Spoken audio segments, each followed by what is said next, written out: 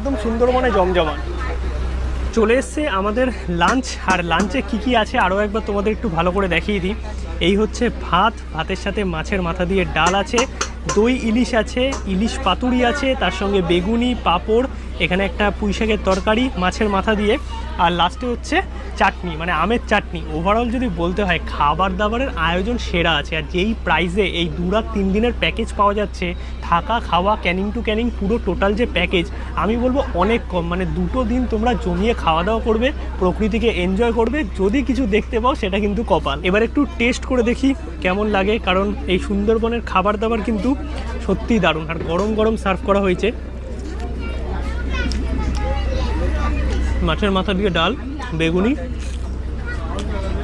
Super খাবার, সাথে লেবু আছে, আর এদিকে একটা পুঁই শাকের তরকারি।